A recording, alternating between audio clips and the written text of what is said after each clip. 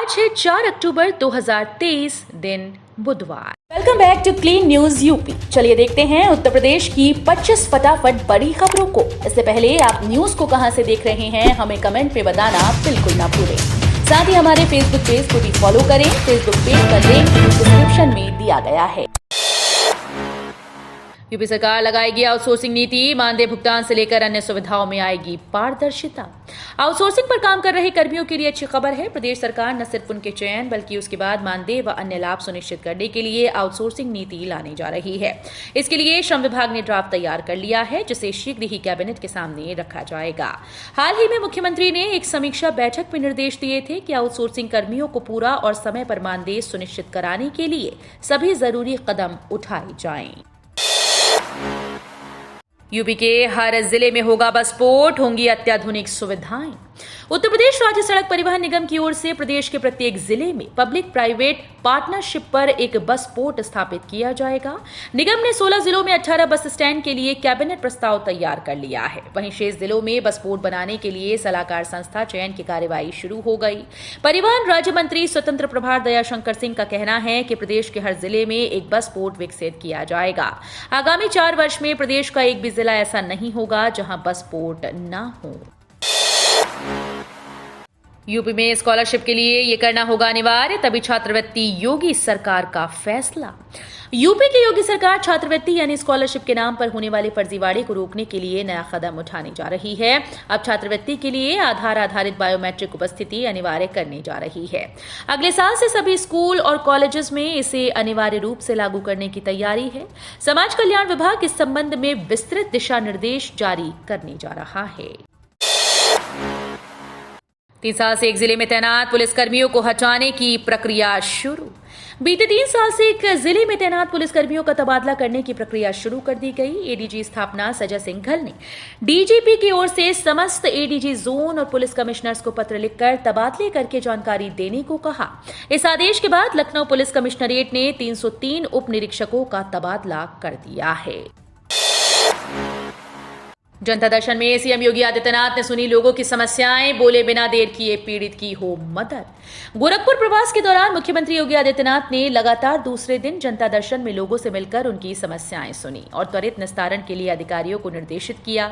इस दौरान सीएम ने अधिकारियों को निर्देश दिया, हिदायत दी कि पीड़ितों की मदद और पात्रों को शासन की जन कल्याणकारी योजनाओं से लाभान्वित करने में विलंब बिल्कुल नहीं होना चाहिए। एकेटीयूज से मिला सिर्फ आश्वासन, नहीं कम हुई मुश्किलें। 6 अक्टूबर को फिर राजभवन पहुंचेंगे छात्र। Doctor APJ Abdul Kalam technical university Uttar Pradesh के छात्रों की मुश्किलें कम होने का नाम नहीं ले रही। नतीजा ये हुआ कि अभी बीते 25 सितंबर को राजभवन से लेकर विश्वविद्यालय अफसरों से समस्या निस्तारण का आश्वासन लेकर खुशी खुशी निकले युवा फिर 6 अक्टूबर को राजभवन पहुंचने की घोषणा कर चुके हैं, क्योंकि इनकी किसी भी समस्या का निदान वायदा आश्वासन के बावजूद नहीं हो पाया। सीसीएसयू एडेड कॉलेजेस में एलएलबी दाखिले को मारामारी। 720 सीट्स पर आए 7230 आवेदन।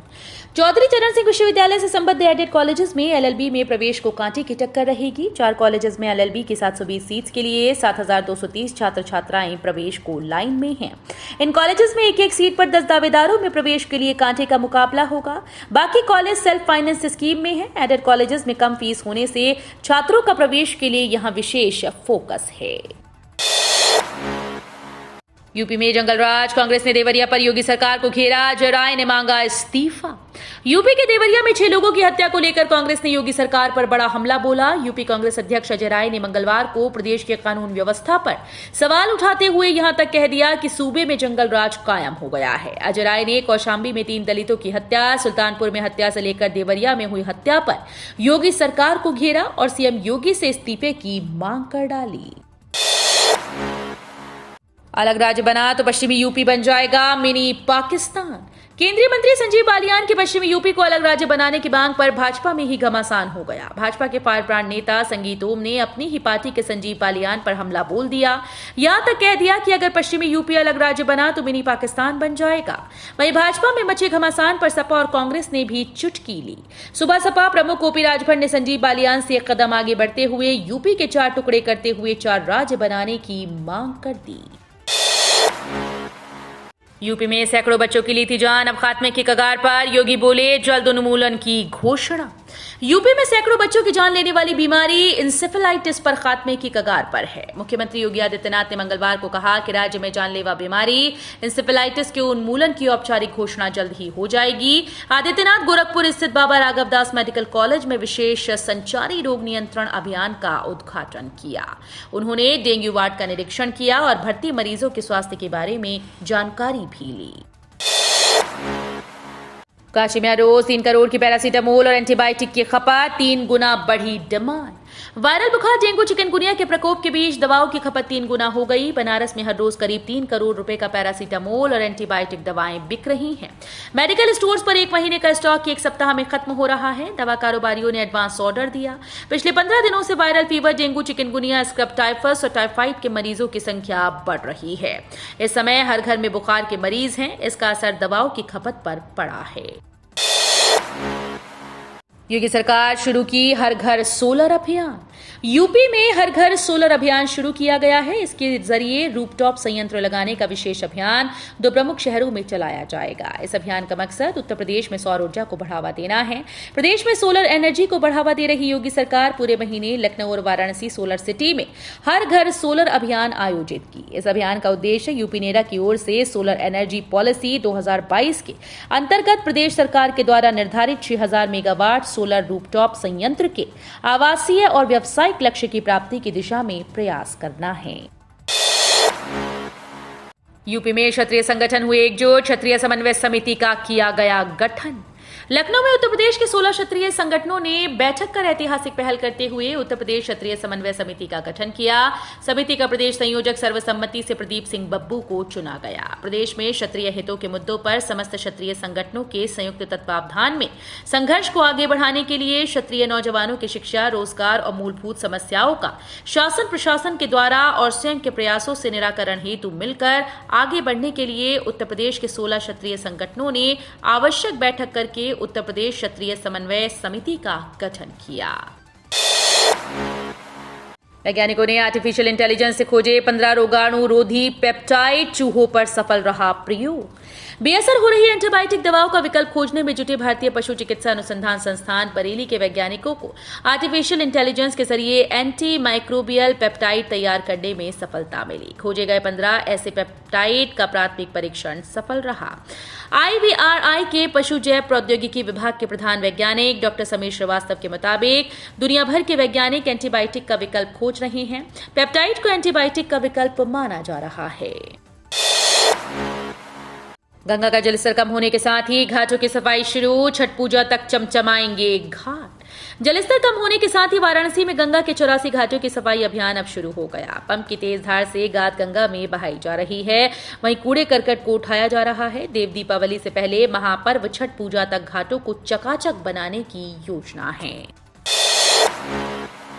छुट्टा गाय को ट्रैक्टर से बांधकर सड़क पर घसीटा, युवक के खिलाफ रिपोर्ट दर्ज। लखीमपुर खीरी के थाना मैलानी क्षेत्र के बांकीगंज पुलिस चौकी अंतर्गत झाऊपुर गांव में छुट्टा गाय को ट्रैक्टर से बांधकर सड़क पर घसीटना युवक को महंगा पड़ गया। इस घटना का वीडियो वायरल होने पर पुलिस ने आरोपी के खिलाफ रिपोर्ट दर्ज की। मंगलवार सुबह झाऊपुर गांव निवासी युवक ट्रैक्टर के पीछे रस्सी से बांधकर छुट्टा गाय को खींचते हुए ले जा रहा था। गाय को घसीटने का वीडियो को देख पुलिस चौकी इंचार्ज श्री कृष्ण पाल मय दलबल मौके पर पहुंचे और ग्रामीणों से मामले की जानकारी ली। लखनऊ सहित आसपास के जिलों में लगे एक के बाद एक कई भूकंप के झटके, लोग सहमे। राजधानी लखनऊ सहित प्रदेश के कई जिलों में मंगलवार को भूकंप के झटके महसूस किए गए। कार्यालयों में काम कर रहे लोग ऑफिस से बाहर निकल भागे। लोग सहमे हुए नजर आए। भूकंप के झटके कई बार महसूस किए गए। लखनऊ के अलावा भूकंप के झटके बहराइच, श्रावस्ती, गोंडा, बलरामपुर, सीतापुर में भी महसूस किए गए। मुख्तार अंसारी का आर्थिक साम्राज्य तबाह करने में जुटी ईडी आयकर विभाग की टीम। उत्तर प्रदेश में माफिया मुख्तार अंसारी एक बार फिर से सुर्खियों में है। इस बार वो अपनी बेनामी संपत्तियों के कारण जांच एजेंसीज के निशाने पर है। मुख्तार अंसारी ने अपनी ताकत और रसूख के दम पर उत्तर प्रदेश सहित कई राज्यों में अकूत बेनामी संपत्ति खड़ी की। इसके लिए कहीं लोगों को धमकी देकर उनकी जमीनों पर कब्जा किया गया तो कहीं अपने करीबी लोगों के नाम पर करोड़ों की जमीन कौड़ियों के भाव में खरीदी गई। मुख्तार अंसारी की बेनामी संपत्तियों की जांच पड़ताल में कई अहम खुलासे हुए। लखनऊ में आयकर विभाग की टीम ने बीते दिनों डालीबाग में ऐसी संपत्ति कुर्क की।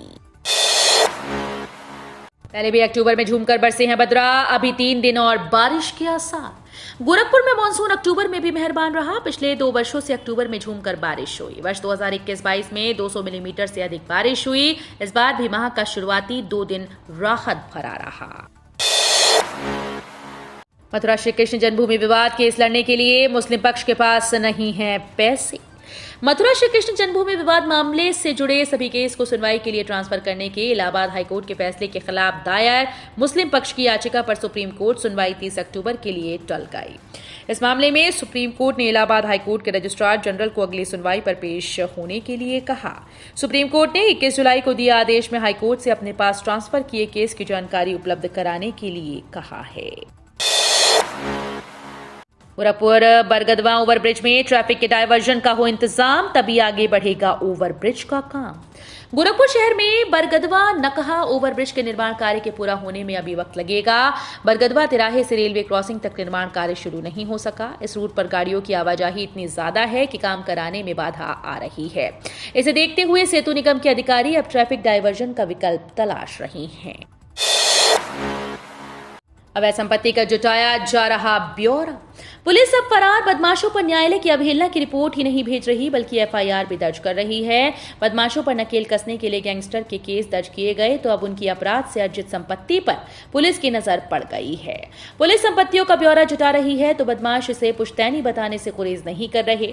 कोई कोर्ट में जा रहा है तो कोई अफसरों के पास अपनी बात पहुंचाने के लिए नेताओं की शरण में जा पहुंचा है। लेकिन एसएसपी ने 15 बड़े बदमाशों के लिए एडिशनल एसपी तो अन्य के लिए सीओ रैंक के अफसरों को चिन्हित कर कार्रवाई का निर्देश जारी कर दिया है। सीएम योगी के इंस्टाग्राम पर 7 मिलियन फॉलोअर। यूपी के मुख्यमंत्री योगी आदित्यनाथ का जलवा सोशल मीडिया पर है। अब इंस्टाग्राम पर भी सीएम योगी छा गए हैं। सीएम योगी के इंस्टाग्राम पर 7 मिलियन फॉलोअर हो गए। वो खुद 12 लोगों को फॉलो करते हैं। इसके अलावा उनके फॉलोअर की संख्या 26.2 मिलियन एक्स पर पहुंच गई। देश के राजनेताओं में इंस्टाग्राम पर फॉलोअर्स की संख्या के लिहाज से सीएम योगी तीसरे स्थान पर हैं। भदोई के लाल ने एशियन गेम्स के पहले ही मैच में शतक जड़ रचा इतिहास। यूपी के भदोई जिले के लाल यशस्वी जायसवाल ने एशियन गेम्स के पहले ही मैच में नेपाल के खिलाफ तूफानी शतक जड़कर इतिहास रच दिया। पहली बार एशियन गेम्स में शामिल क्रिकेट के पहले भारतीय शतकवीर बनने का गौरव हासिल किया। इसके साथ ही वो T20 इंटरनेशनल में भारत के लिए शतक जड़ने वाले सबसे युवा बल्लेबाज बन गए हैं। भारत ने कनाडा को दिया 7 दिन का अल्टीमेटम। खालिस्तानी आतंकी हरदीप निज्जर हत्या को लेकर भारत और कनाडा में संबंध तनावपूर्ण हो गए हैं। इस बीच भारत ने कनाडा सरकार को 7 दिन का अल्टीमेटम दे दिया है। भारत सरकार ने कहा कि 10 अक्टूबर तक कनाडा अपने 41 राजनयिकों को वापस बुला ले। अगर 10 के बाद ये सभी यहाँ रहते हैं तो इनकी राजनयिक छूट खत्म कर दी जाएगी। तो ये थी आज की 25 फटाफट बड़ी खबरें। अगर आपको न्यूज पसंद आई हो तो वीडियो को लाइक और शेयर जरूर करें। धन्यवाद।